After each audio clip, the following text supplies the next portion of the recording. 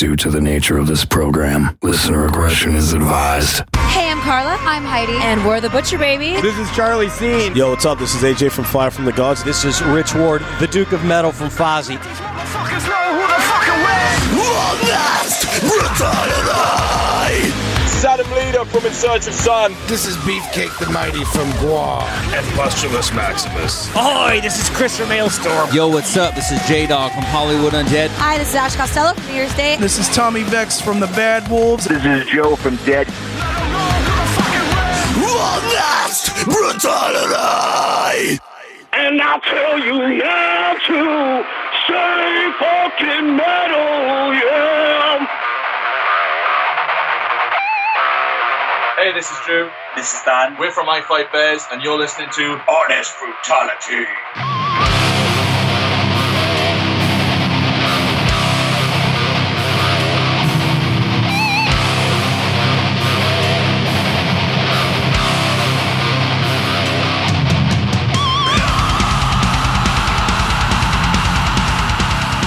Ladies and gentlemen, welcome to Honest Brutality. This is the show that is all things rock, metal, and stuff that doesn't suck. I am your host, Evil, and I am joined by my co-hosts. This is Big Sloppy. Hey, everybody, it's Camera Rebel. And we have a couple of guests on the line, all the way across the pond again. Seems to be our favorite place to go. We go there all the time. Absolutely. We have the gentleman from I Fight Bears on the line. Guys? Hey, how's it going? You all right? We're good. I have Drew and Dan. So why don't you introduce yourselves respectively and what you do in the band?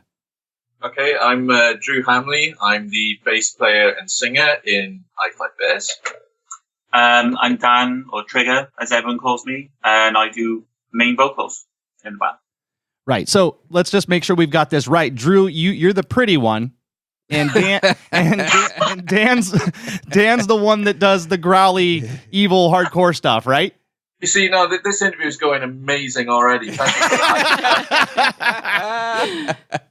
so my main focus is I do all the clean vocals, basically. And I do all the melodic stuff, while this guy over here, well, he doesn't even know what melody is. So damn! Damn! Yeah, no, but Dan's vocals are does all the harsh stuff, which I can't do. I'm no good at that at all. So, and I'm going to cut that pretty face. Fight! Yeah. I fight band members. Oh my God, I love it. That is hilarious. Oh, man. I Fight band members is the best thing I think I've ever heard. I love that.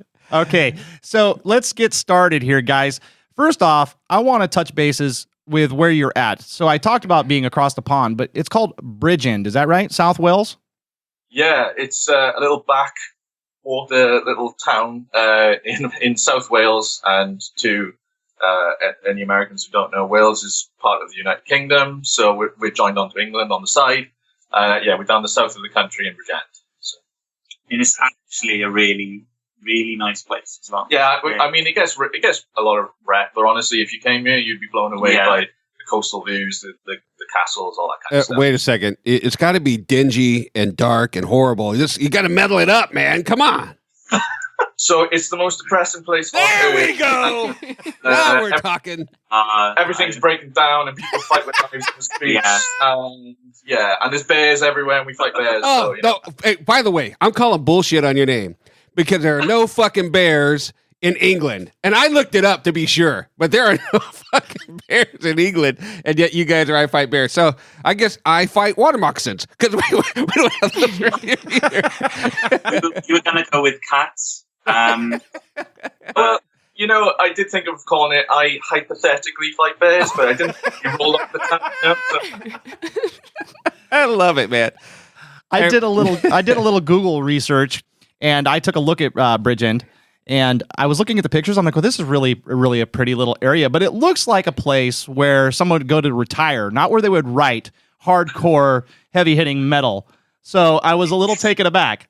See, that's the thing. It's like we're disguised, and people don't realize that like heavy musicians come from quaint little towns with old people walking around. But yeah, I mean, you're right. There's a place not far from Bridgend called Porthcawl where basically everybody goes to die, and it's kind of like Wales's version of Florida, if you get my. Oh yeah, we feel you. We feel you. So now, with that being said, what is the music scene like over there? It's up and down. Sometimes it's great, and sometimes it's not. And lately, it's coming back again. You know, it sort of has its lulls and things like that. Like for a few years, there was a bunch of really great bands coming out of Bridgend, and then a few of them broke up, and you know, the scene kind of died down a little bit. Cardiff is great for music, which is just like about 20 miles from here. And it kind of like it goes up and down. Yeah, it's like, at the moment there are some really cool bands coming out. There's a band called I Am Gravity. There's another band called I Can't Die. Yeah. Us. Obviously check us out. There's a few up and coming bands that are doing stuff. There's a great band besides this that are doing extremely well called Those Damn Crows, who I think would be awesome on your show, by the way. They've just signed to Earache Records, which have got bands like Napalm Death and stuff like that, and they're going to be hitting America at some point, so they're definitely worth checking out. And what was the name again? Those Damn Crows. Oh, Those Damn Crows. Gotcha. They're our boys, man. Yeah. They're our boys. Friends of ours. Yeah, you should check them out. I Fight Crows was taken, so they had to. Yeah, definitely. Yeah. So why don't you guys tell us a little bit about how you formed your band and the vision that you had when you did that? Oh, I love the giggles. Okay. Do you want to take this? Yeah. Okay. I used to DJ a long time ago, and I stopped, and I wanted to get back into music. And I said to Drew, who produces all sorts of music videos and music himself, and I said, Drew, how much to let me do a metal track with you? Oh yeah, he offered me money basically, and because he asked me several times, will you do a band with me? And I was like, no, I'm too busy. Then he said, what if I pay you? And I was like, yeah, okay. And then he paid me. He paid me like a penny farthing, and then it went from there basically. So but like Dan and I have been good mates for a long time, and he's always been a big fan of metal records. So I said, yeah, okay, we'll do this. We got together. A friend of ours, Mark James, who's an amazing guitarist. He just left another band, and he was looking to do something, so we got him involved. Kind of got one track together, which worked out a lot better than we thought it was going to. And then we found Scott and we found Chris, and that's kind of been the band ever since, really. And we've just grown from there. We were lucky with Mark because he just come off tour with Wes Borland's band, Black Light Burns. Yeah. Well, not in Wes Borland's band. He was with another band. He was in another band. He just come off tour with supporting them, and then I didn't think he wanted to do any more music, and he jumped at it. Yeah, he did. Yeah, he was really, really keen to get involved, and from there, it's just grown into this now, into what you've got now. So that was back in 2016. Was that State? Was that the song that you had released? That was the. To be honest, we already had about 5 or 6 songs by that point, but we basically refused to release any of them at that point because we were working on an album the whole time, and our friend Gav Burrow, who was in a band called Funeral for a Friend, he was starting his own recording studio, and he said, have you guys got any tracks you want to come in and just, do for, so I can promote my business, that kind of thing. So we said, well, we got this track State. And to be honest, we'd all agree the State wasn't the best song that we had. We had better songs than that, but we decided to use that one just to get something out and let people hear it. It was a State. It was a State. It was in a State. But, so we put that out, but the whole time while that was going on, we were slowly working away, chipping away at the record, putting that together. And then you released Believe in Me, which was another single right after that, or was that before it? Yeah. Another song we would have called a B-side, which is like, we were just kind of like, obviously we needed to get some material out. We've been playing shows and stuff, so we thought, well, we'll just release 2 songs to keep people ticking over, and then when we're ready to drop the album, we'll drop the album, and that's kind of what happened. The record just took too long. It's our fault because we were producing ourselves, and we could have done it quicker, but we didn't. But at the end of the day, there's pros and cons of that. It took too long, yes, but the production and the quality of it has come out really well. So that's a good thing. What Drew should have said is he could have done it quicker. When the hell did all that? Whatever. He did it all. Well, the production quality is stellar. You cannot deny that. And I think that releasing those 2 songs wasn't a mistake, in my opinion, because you go back and you look, and it looks like you were pretty well received, and it generated interest. So it was the desired effect at the end of the day. Yeah, absolutely. I mean, I completely agree with it. We did have positive feedback from both songs. But from us personally, we were like, we know these aren't our best songs. Right. The best songs are about to come. That's kind of how we felt about it. So It was quite funny when we put Stay Up, because everyone kind of knows me locally as this, like, never heard me do metal music or rock music or anything. They knew I used to DJ and stuff. And then we released that and they went, what the fuck? I love it. That's you? I mean, when we started demoing tracks before State was released, I had no idea whether he could scream. He said he wanted to do it, and I was like, all right, I'll just set a microphone up and see what he does. And then he did it, and nearly blew the roof off my house. And I was just like, okay, yeah, that's good. We'll go with that then, no problem. So, we'll pay you now. I was going to say, at that time, did you give him his money back? It was £50, and he only gave me 25. I paid him half. He'll get the other half later. Probably on my deathbed, he'll like give me 25. Oh, so 25 by you. That's amazing. So when you guys are in the writing process, do you two collaborate to see who's going to do the clean vocals on what set of lyrics? Do you guys go kind of back and forth, like, hey, you try it and I'll try it? Or how do you guys write music with your 2 vocalists? When we started, like, when I asked Drew to do a track and then we started it, I'd already heard Drew's other band, Monument. So I already knew how good he was at singing clean vocals, and the vision I kind of had in my head was for him to do them all and blend between the 2. We have discussed on the second album maybe like me doing 1 or 2 tracks, because I'd like to do it. But when we did this album, I did think in my head I wouldn't mind doing it, but then I decided not to and took a step back, and we sort of did clean and harsh. Well, you guys did some of the songs. So basically, Dan, I let Dan take free reign on the lyrics. I mean, that's where I'm always busy with other stuff, so I just let him write what he wants to write. And then when we get in the studio, like, he might have an idea that what he wants to do, and then we'll shape the track around what the demo is that we've got at the time. And then we'll just kind of like the thing that we've tried to do on the first record is just to have a kind of, well, not really a 50-50, but like dynamically interested. So I do the choruses and make it all clean and singy and that stuff. And then Dan comes in and does all the harsh bits. And we really work hard to say, like, you know, right, Dan, I think we should do that bit there. I think we should do this bit here together. I'll do this bit on my own, and so on, you know, and we do it until it sort of feels right, if you know what I mean. Yeah, absolutely. Dan, I don't know if you're familiar with Atreyu, but you have that kind of vocal style. It's Alex's kind of sound. Is it vocalist? Is it? It's the lead singer of Atreyu. Jim Caviezel. I like that, Caviezel. We'll go with that. It's raw and it's absolutely powerful. It's one of those things that Evil and I, when we checked you guys out, we were driving in the car and both of us immediately got goosebumps, and we were like, fuck yeah, this band is bad fucking ass. It was just an amazing moment in time where, you know, the discovery happened, and we were like, we totally got to talk to these guys. So I'm really glad, Dan, that you paid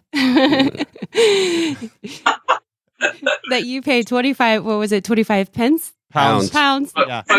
25 pence, I would have kicked them out of the house for that. She doesn't know the conversion rate, fellas. I do not know the conversion rate. I knew it started with the P. But anyway, yeah, I'm all about it. And Drew, your melodic vocals are like soul piercing. They're absolutely beautiful. It's just the perfect combination of pretty dirty. Love it. Thank you very much. Thank you. And that's what we try to do. We just try and do something dynamically interesting, so there's clean and there's screams. Yeah. And that was kind of my bargaining chip when I said I was going to get involved. I said, look, if we're going to do it, then it has to have loads of melody in there as well as the harsh, the tones and stuff like that. You know? So now it works out perfectly. Well, you've done a pretty good job of surrounding yourself with musicians that are also very talented. Your entire band musically just kicks a whole lot of ass. Oh my and God, as a former active drummer myself, I got to tell you that Scott is an animal. That guy is a savage on that drum kit. He's one of my favorite drummers, not just because he's in our band, but I've worked with a number of great drummers in my time, and Scott is definitely up there for me. He just has he doesn't just do the run-of-the-mill sort of 16th notes, in metal, and he just puts in so much energy and interest and ideas, and he tries new things all the time, and he's always in his drum room practicing every couple of hours at a time, just trying out new techniques and new paradiddles and all that kind of stuff. So it was really refreshing when he came in and drummed on those early demos. He's just awesome. He's a great drummer. Just a twat. Did you say he's a twat? Yeah, he just called him a twat. Yeah. I love him and I hate him too. You love it. Okay, so dive deeper into that. Why? Wow. Oh, is this going to become band therapy now? Yeah. So we're all going to talk. Oh no, we're going to break you motherfuckers up. So what we're going to do? No, we are not. Nah, we all love each other, but we all wind each other up to the point of wanting to murder each other at the same time. So, yeah. So when you guys become absolutely huge, how are you going to work out on the road in a bus for 2 months? Well, 5 buses. 5 buses. 5 separate buses. That's the way. Definitely. That's amazing. We recently did another interview, and I was discussing this, and I said, if you're going to be in a band, you have to get on with the other people in the band. Otherwise, it's never going to work when you're all in a meter's space, where you have to sleep and all that kind of stuff. And I'm really happy that these, we do wind each other up. We all get on each other's nerves from time to time, but we all are great friends as well, and we all hang out and go bowling and play crazy golf and silly things like that. And, and it's good. There's good rapport going on with all 5 of us all the time.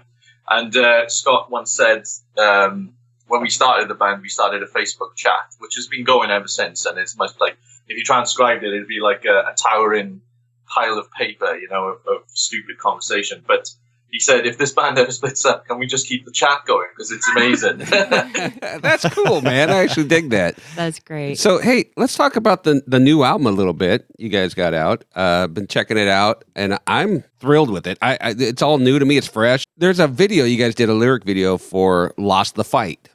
And I'm going to tell you right now, that's my favorite track on the album. And I'm digging the lyric video. I think it's pretty badass, man. Yeah, so when I was a kid, I used to draw comic books, superheroes and stuff like that. And for 20 years, I left it alone. I didn't draw. I focused more on filmmaking and all that kind of stuff. And my friend gave me a really awesome graphics tablet, and I got back into drawing again. And because we were called I Fight Bears, it was a perfect opportunity to try some illustrative work to, just to play off the tongue-in-cheek name of the band. Right. So we did a first T-shirt design with a guy punching a bear, which you'll find on our page. Me. Yeah, that's badass. It's awesome. Dan thinks it's him. It's not him, by the way. It's not him. I've had this conversation many times. It's Everyone not Dan. said. So anyway, So when we were coming up, we knew we were going to release Lost the Fight as a single, and I said to the guys, this was a little bit before when the dates were going to be that stuff was coming out, and I said, I want to do this illustrated lyric video where Dan actually fights the bear. And tell them how it went, how it really went. Boys, I got an idea. I want to draw Dan fighting a bear. Fuck yeah, let's do yeah, that was literally. But it was like, guys, this is going to take forever, and I'm probably going to die trying to make it. And they were like, yeah, just crack on. You do what you need to do. But get in your dungeon and do that. But yeah, so we decided on it, and it took about nearly close to a month, and I was pulling something like 13 to 15 hours a day just getting that done. So it was a really hard slog, but it was fun though. I mean, I'm very proud of it, and I'm really happy that you guys think it's good. So, and yeah, it leans into the design that we do for all our T-shirts and stuff, which people really like as well. Right. Well, and you do all of the design work, right, Drew? You're pretty much doing all of that production in-house. Yeah, I pretty much do everything. Should have taken that 50 quid now. To run for hills and never come back. But, just the one song. That's the thing. I mean, we're not on a major label. We're we're self-funded, we self-manage. Well, we're not self-managed anymore. We're with Tristo Pencha from UAC Management, which is part owned and run by Kevin Thrasher from Escape the Fate. Right. And he's great, by the way. But yeah, we're not on a major label. We don't have funding and stuff like that. We fund ourselves. So the point with any band that's kind of in our position is the least things you have to pay for, the better. So the fact that I was able to do all those things, like make videos and record albums and artwork and stuff, it really helped bring the band to where it is now. Worked out pretty fucking sweet for me.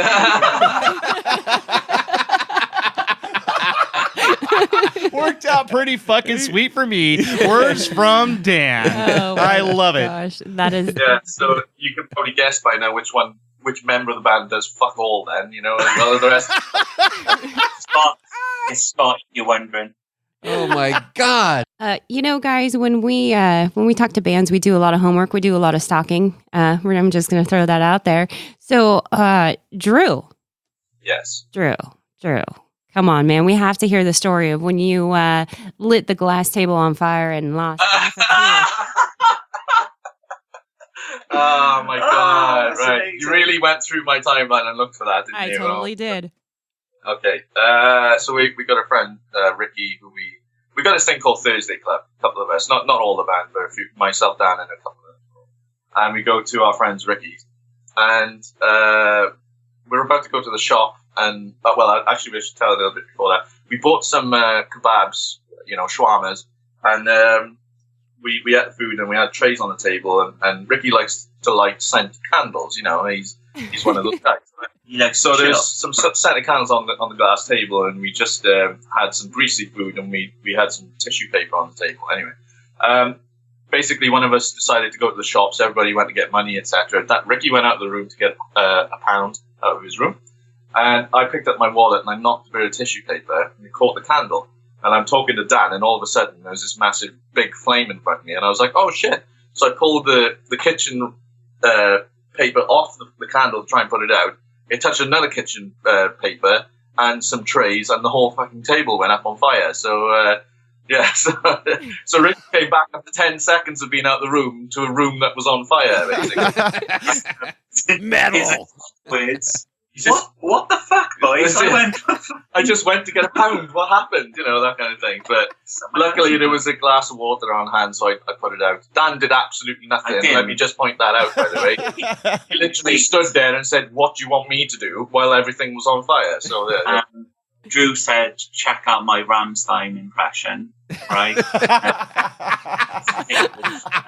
I was looking at home and then realised that the room was going brighter and brighter, and then I looked up and Drew's trying to put a table out on.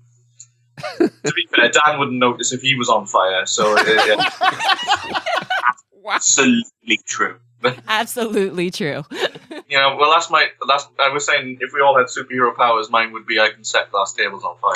That's pretty amazing, actually. Yeah. And Dan's superpower, by the way, is he can sleep literally anywhere at any time. That's going to come in handy. Oh, it's amazing. I wish I could do it. It's going to happen on stage one day. Yeah. He's just going to curl up in a ball, fetal position on the stage. Narcolepsy, it's crazy. So.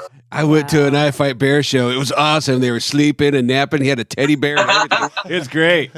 And binky in his mouth. That's amazing. So what do you guys have coming up in the future? You have any shows? Are you working on more music? What do you guys got going on? Should we tell them? Yes, you should tell us. Do you guys are you aware of 80s British pop music? Yeah. Do you know much British pop? A little bit. What if I said Spandau Ballet? Do you know them? Yeah, sadly. Whoa! Slow down now. Whoa! This is going to be cut short. Classic British stuff. Yeah, we're talking about. You call it what you want. I'll call it what it is. Shitty. Okay, so I should tell a little story about this. Basically, there's a party that happens at the end of every year, just before Christmas. There's a tattoo shop which is literally about 5 minutes from my house called the Gen Tattoo Studio. And it's run by a couple of guys we know. Ronnie from that band, Those Damn Crows we were talking about just now. He's in the band. And he's like the manager of the place, and they do a party, and they have a party in a local rock club called Hobos. And the thing about the party is probably my most favourite party of the year. I think it's Dan's and everybody else is great. It's just a great rock and roll party, loads of drinks, loads of that kind of stuff. But one of the main things that happens in it, which makes it great, is that you get loads of talented musicians getting up and they do cover songs. And we've had people from Butterfly Valentine, we've had Phil Campbell from Phil Campbell and Bastards. From Motorhead, Andy James from Sacred Mother excuse me, I can't say the word, Sacred Mother Tongue, and just loads of great musicians and people who are just in cover bands and stuff like that. Anyway, I5 Bears got asked to do 2 songs last year, and the only kicker is you can't do your own stuff. You have to go and cover someone else's stuff.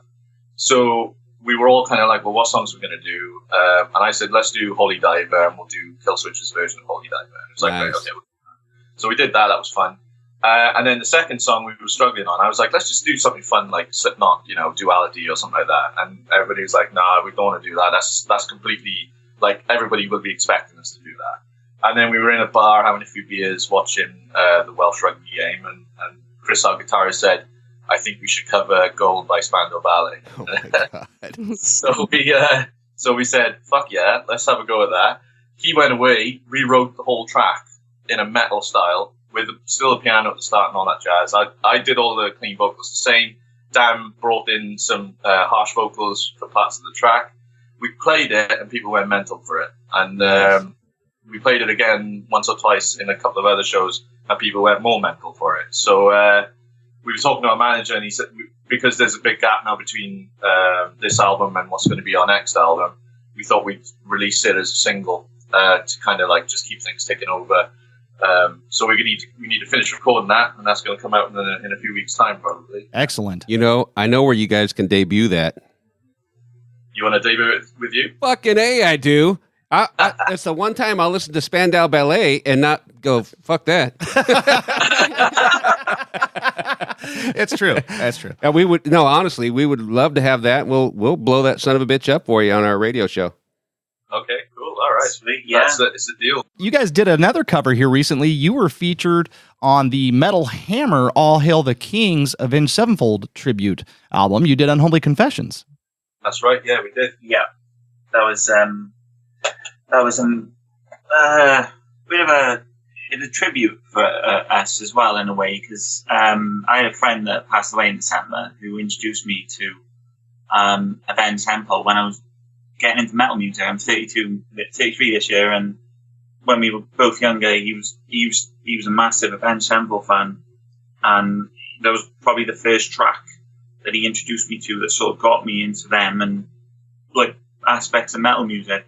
And then Drew messaged us and said I had contact to say we can do a cover for the Metal Hammer Avenged Sevenfold issue. They were basically looking for a couple of extra bands to fill it up, and we got approached by a PR company that we just worked with for the release of our album. And they said, do you want to do it? And we were like, fucking right, we want to do it, So, yeah. Nice. The Avenged Sevenfold's a great band, and we wanted to honor their music as much as well, but we also wanted to honor Dan's friend, and it was really nice because they asked us for a quote, and Dan wrote a tribute to him, which was a very short quote, but it featured in a magazine, which is amazing. And and we're really proud of that. It was really well received, our cover and stuff. So that was cool. Yeah, but at some point in the future, we probably will put it up as well. So obviously after the time in Metal Hammer, more people can have a listen to it in the future then. You guys have gotten a little bit of exposure here and there from Metal Hammer, actually. They've really shown you some love over there. They've been amazing, to be fair. It's crazy. I don't know how much you know about this, but it's crazy to think a few months ago that magazine nearly ended and stopped producing.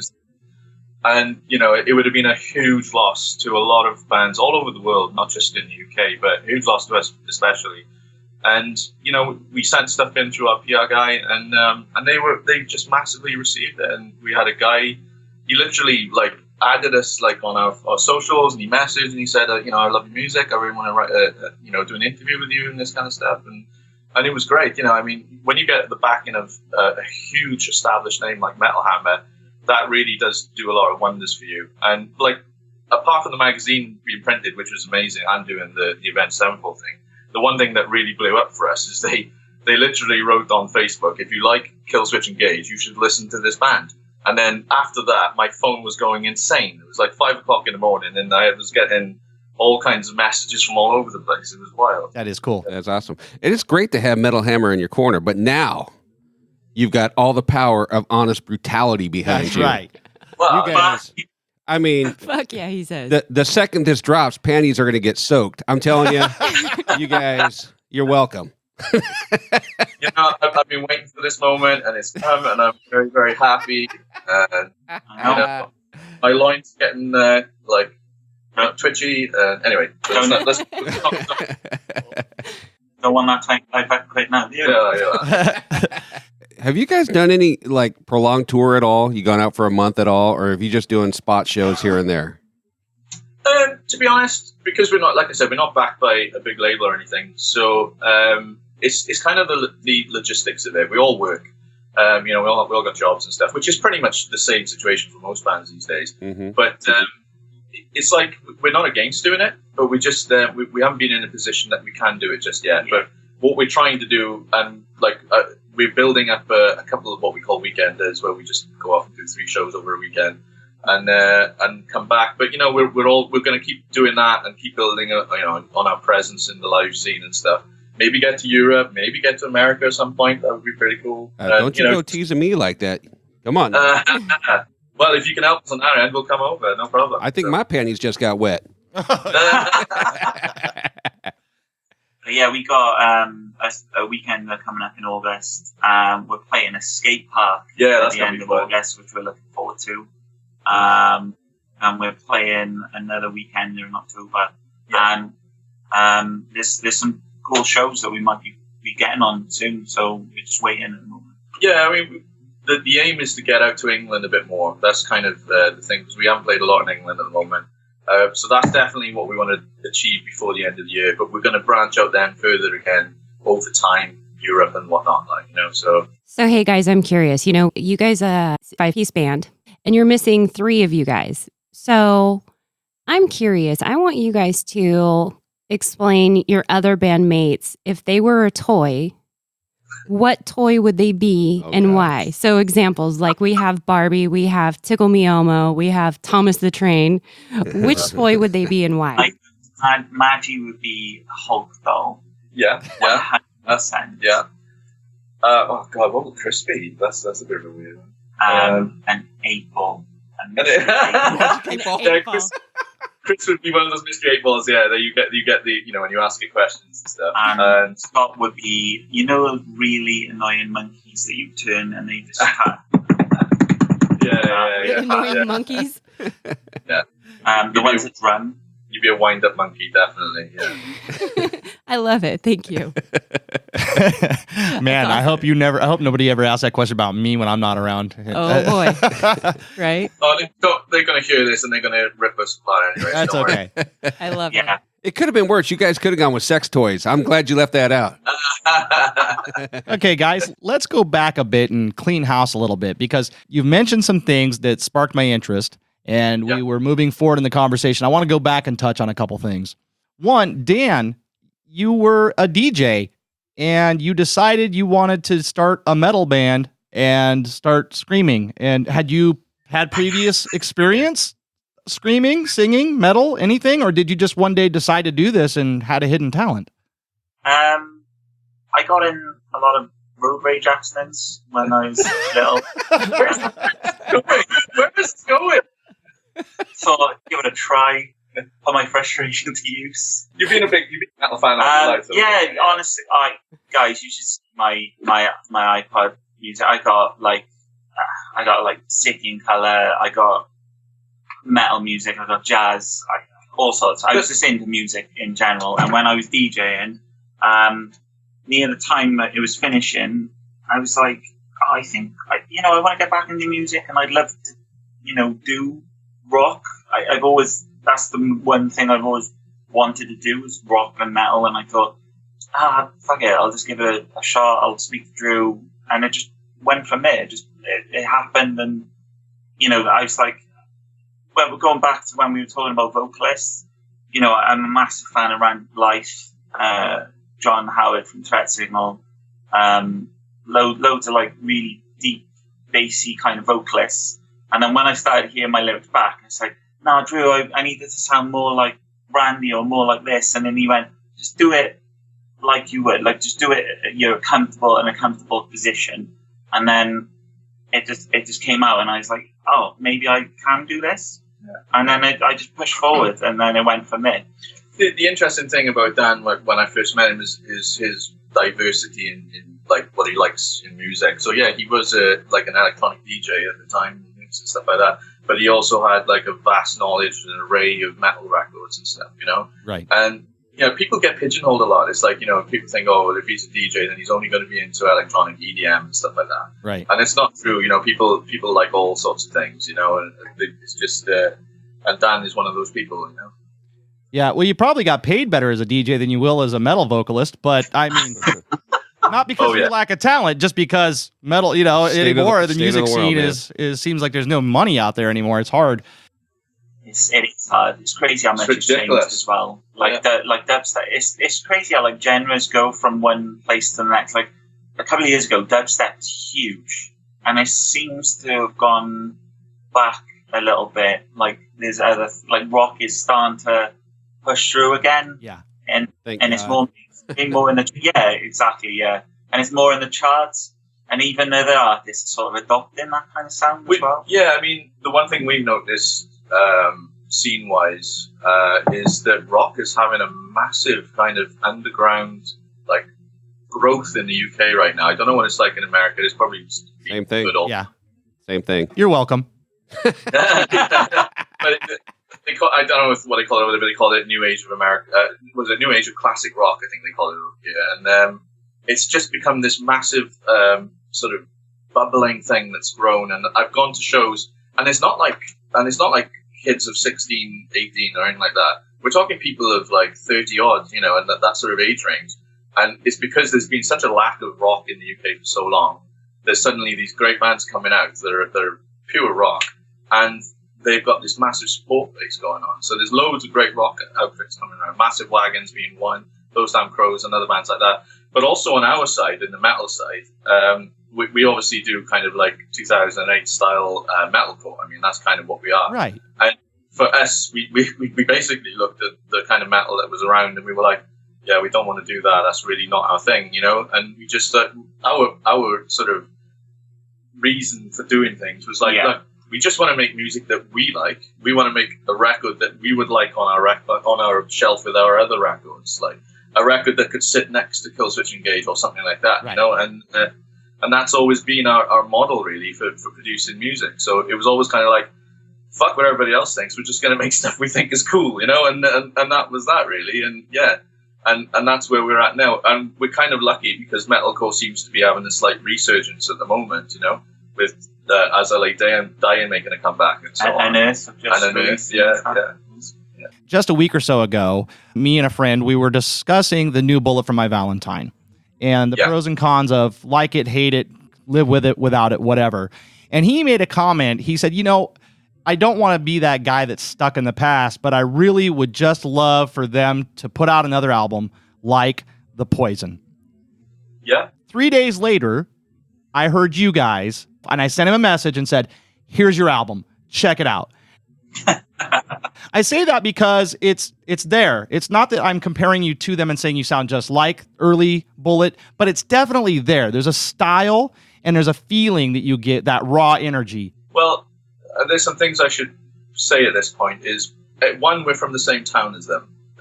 And two, I'm actually friends with Michael Padgett, the guitarist from the band. Oh, okay. We actually produce bands together and things like that. So I had a kind of a slight inside knowledge on where they were going next with the music. And I'm just going to be completely honest with you, as I was with him.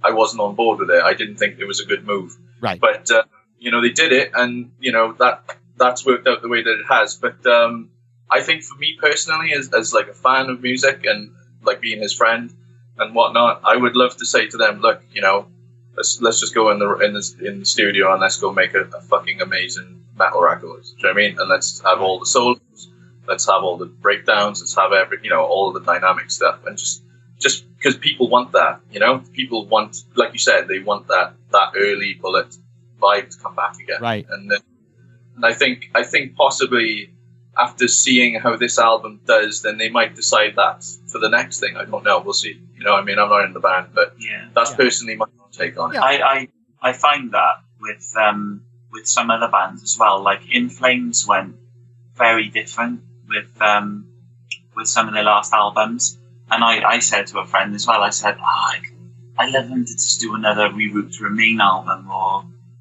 something like that. And I think it happens with a lot of bands, like Treyu as well. They went very different. And you always say, I'd love them to go back and do an original kind of album, but I think as bands progress, certain things do change, but you'd love them to have that kind of sound as well. I will say this, being a musician and all that, musicians are allowed to try new things. I mean, that's what keeps it interesting for them. Do you know what I mean? But it's like, I think in Bullet's case, and bands like Suicide Silence and things like that, if you stray too far from the path that you've set yourself on, then you're going to be in trouble. That's kind of what I'm getting. That was some of our early comparisons. When we first heard you were talking, we said, Bullet for My Valentine, Atreyu. What was the other one we threw in there? Oh, New Kids on the Block. Yeah, that was there, yeah. Well, we definitely got that in there. I knew it. That's all Dan. No, we definitely picked up on some of these early metalcore, if you will, influences. Listened to the whole thing end to end and said, okay, these guys are a band we need to expose to the audience that's out there that wants that raw, visceral, energetic, early style of metal with a modern twist. Yeah, and I appreciate that. And like I said, for us, we wanted to make a record that we liked. That's literally the reason why we do this band in the first place. But like from a producing side as well, I was like, we need to have solos, we need to have harmonizing guitars, we need to have breakdowns, we need to have melodic vocals, and we need to have good dynamics, because that's the one thing that seems to be lacking a lot in some of the current metal is just no dynamics, nothing really that grabs you by the balls, and makes you go, oh well, that was wicked, they just went from that hook to that breakdown or whatever, and yeah, influence wise, like it's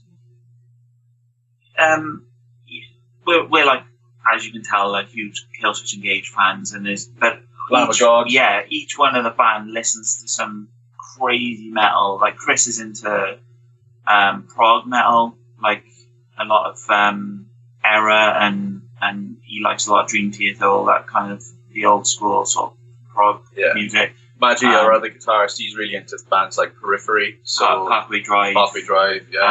Scott's into more sort of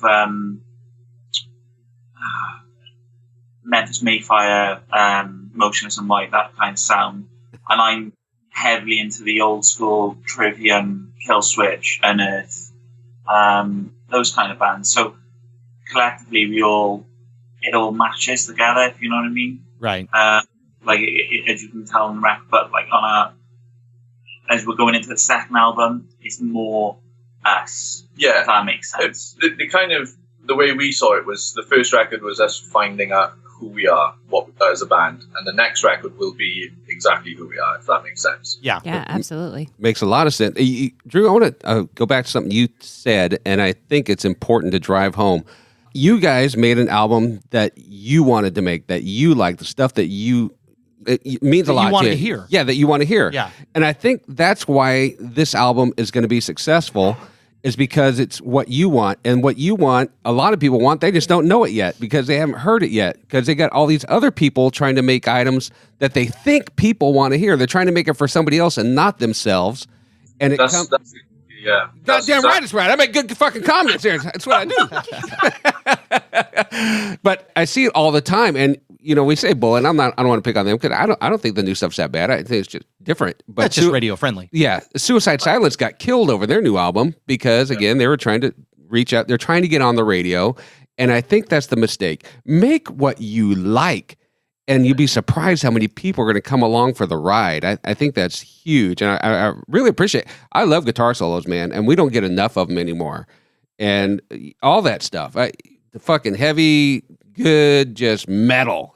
Just fucking bring it. People will follow. There was times doing the album when, like, Maggie, especially Maggie. Yeah. I was like, Mark is a guitarist. I'm Mark. I don't know. I can't do it solo for this. I said, get back in the fucking booth, or I'm going to catch you pussy. There's one particular song on the record, Trust, and Mark does the solo on it, and we made him rewrite it about 3 times, and the amount of takes that he recorded, and this is no lie, it was about 2,500 before he got to the final one that you hear on the record. Drew told us a funny story of Mark. I think it was the solo he sent you, or he said, and then you went, nope. Well, that's the thing. We care so much about it, and it's like, it's not. I'm not saying that he's bad guitarist. He's a great guitarist, but there was too much technical stuff in the original solo he had, and I said, you just got to play a bit more feel, have a bit more feel in the solo, and it'll work much better. Yeah. And when he got there in the end, it works really well now. It sits there in the song, and everybody's really happy with it. It's great for us with this album because we have no pressure. There's no limit. We don't, like you saying, we're not writing to go on radio. We're just writing to do an album. Yeah. So you just touched on about people doing things that they think other people want them to do, and that's what we were seeing all the time in our local metal scene. Is all these kids trying to be like architects. I don't know if you know architects, but everybody was trying to do the same thing. Have all these drone incense in the background, have all these technical breakdowns, and all this kind of stuff. And it was just like, fucking hell, every band sounds the same. What's going on, And not to say any of that was bad at all. Some of it was fucking brilliant. Yeah. But it's just, just you're trying to, you're trying to be different, but actually just being exactly the same as everybody else. So it was like, and I know that sounds like a diss, and I apologize to anybody who feels that that's what I'm saying. But that was pretty rude, man. No, it's pretty fucking rude. No, it wasn't. I'm kidding. But yeah, like you said, for us, we just wanted to make something that we were happy with, and we're just really stoked that people like it. It's that's great for us. Well, we don't like it over here. We love it. Yeah, it's pretty rare that an album actually stops me in my tracks like this one did. So, yeah, guys, you got to keep up the good work and keep the faith because I Fight Bears, I think you guys are going to do big, great things. Well, thank you for that. Yeah, and we I said it in another interview just the other week, and I said, look, for us doing this, it's fun. It's really fun to do. And the moment it stops being fun is probably the moment we'll stop doing it. But that's now, usually when the paycheck comes in, Drew. That's Stop here's some money. Oh, okay, great. I love it again. It's never been about the money, The only every bit of money that we make on merch and stuff like that, we don't personally take that money. We put it straight back in the band. We all got jobs. We all are professionals, different aspects of life and stuff like that. But for us, it's just about making money, making music, and being having a fun time with it. We're just absolutely stoked that people like yourselves. And we've got people around the world messaging us and buying merch, and it's crazy. We thought we just were this little band in Bridgend, and then you get people in parts of America, people in South America, people in New Zealand, people in Japan listening. It's crazy. We hope to expose you to a lot of people. All of our listeners are definitely going to hear this, and then they're going to go check you out. Is there anything that we didn't talk about today that you wanted to? We got a new T-shirt out. Go buy that if you can. Your guys' merch. We were discussing this before we came on. I'm going to buy some. It's awesome. Both you got a couple shirts there, and the logo shirt as well. They're fantastic. I love them. The one looks like Jesus Christ punching a bear. Yeah. I don't know.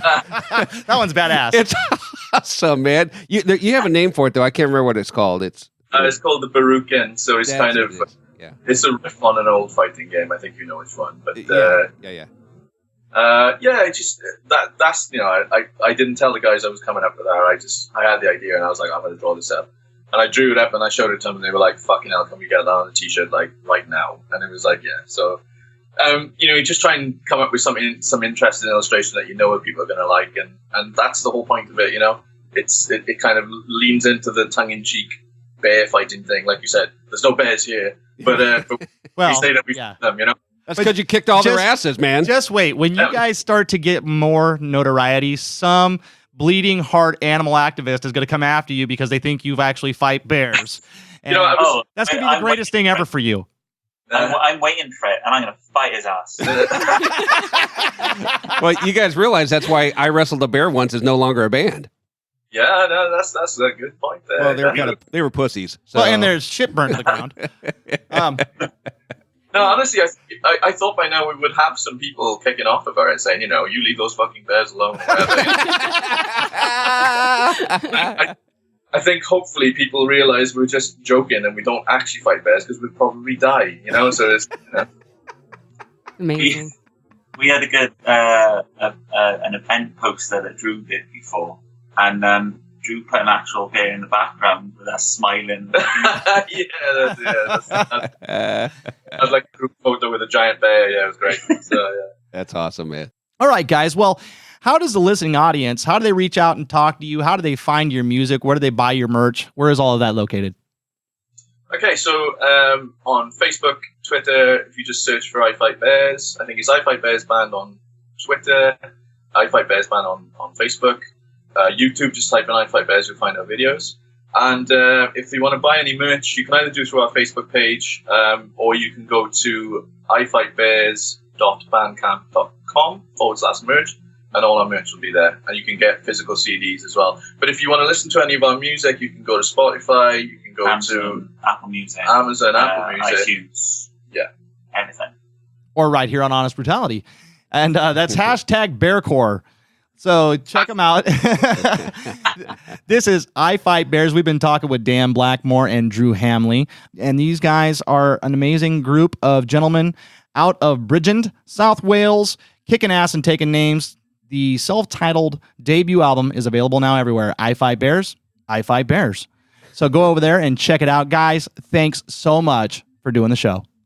No problem. Thanks for having us. I Fight Bears, man. These guys are great. They were amazing. They were so much fun. The way they got into each other's ass was great, man. I Fight band members. Yeah. Going forward, we're working on the video platform. We're going to start getting these videos out there because watching these two interact, poking at each other and whatnot, it's amazing. Some of that gets lost in translation with just audio, but great guys. Yeah. Great music. The music is badass. That's a true story Rebel was telling earlier. We literally were driving somewhere, put it on.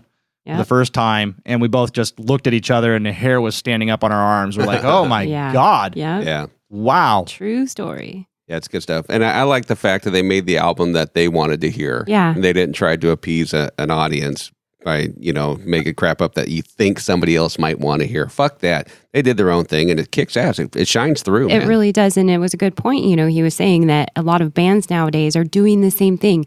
This is not the case with them. They have a shit ton of solos, shit ton of hooks. It's pretty epic. And it's pretty eclectic for being the same band, only 10 tracks. There's a lot of variance in the style of tracks.